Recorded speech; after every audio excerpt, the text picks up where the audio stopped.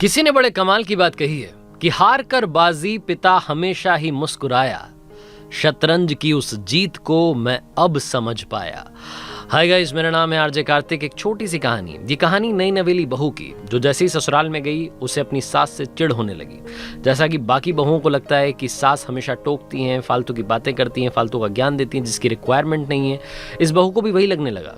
इसने अपने पति से कहा कि क्यों नहीं हम इस घर को छोड़ करके अलग जगह पर जाकर के रहने लगते हैं, रेंट पर एक 2 BHK ले लेते हैं। पति को लगा कि ये तो गलत हो रहा है। पति ने अपनी पत्नी को समझाया और ये बताया कि माँ सही कहती है।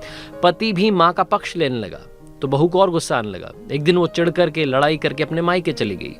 उसके पिताजी वैद्य थे, आयुर्वेद की दवाइयों का उन्हें ज्ञान था। तो जाकर के पिताजी से कहा कि पापा को ऐसी दवाई दीजिए, ऐसा जहर की पुड़िया दीजिए कि मेरी सासू माँ हमेशा हमेशा के लिए खत्म हो जाए। मैं उनसे पीछा छुड़ाना चाहती हूँ, मैं नहीं चाहती कि अब उनके साथ में रहूँ। तो पिताजी ने कहा कि बेटा, मैं जहर की पुड़िया तुम्हें कैसे दूँ? तुम्हें जहर दूंगा, तुम जाकर के सासू माँ को जहर दोगी, उनकी मौत हो जाएगी, पुलिस आएगी, तुम्हें पकड़ेगी, फिर तुम तक जहर पहुंचाने के आरोप में मुझे पकड़ेगी, हमारा पूरा परिवार तबाह हो जाएगा। तो उस बहू ने कहा कि फिर क्या करें पापा, बताइए, आप बताइए क्या करें। तो पिताजी ने कहा कि एक दूसरी दवाई देता हूं। ये दवाई धीरे धीरे धीरे धीरे असर करेगी। 6 महीने तक इसको रोजाना खाने में मिला करके देना।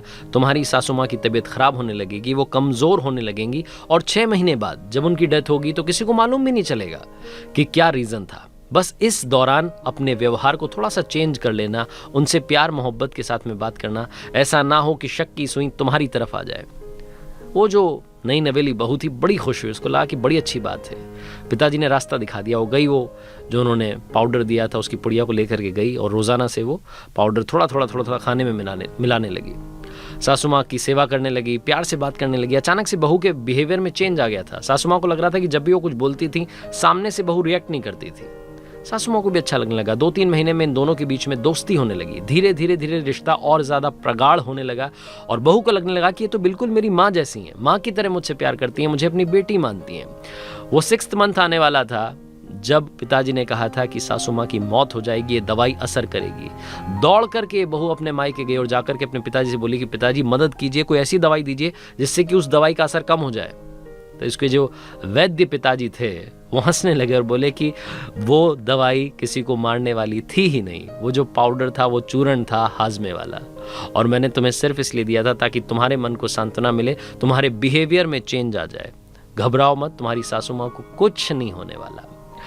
छोटी सी कहानी बहुत बड़ी बात सिखाती है। पेरेंटिंग बहुत ज़्यादा इम्पॉर्टेंट है और लाइफ में कभी भी आपको लगे कि आपको सब कुछ आ गया है, तब भी आपको माँ बाप की सलाह की ज़रूरत हमेशा रहेगी। माता पिता का आशीर्वाद बराबर साथ लेकर चलिए, उनसे प्यार कीजिए, चाहे माता जी हों, पिताजी हों, या ससुर जी हों, या सासू माँ हों। अपनों से बड़ों का सम्मान कीजिए, आपकी लाइफ में खुशियाँ गारंटीड आएंगी।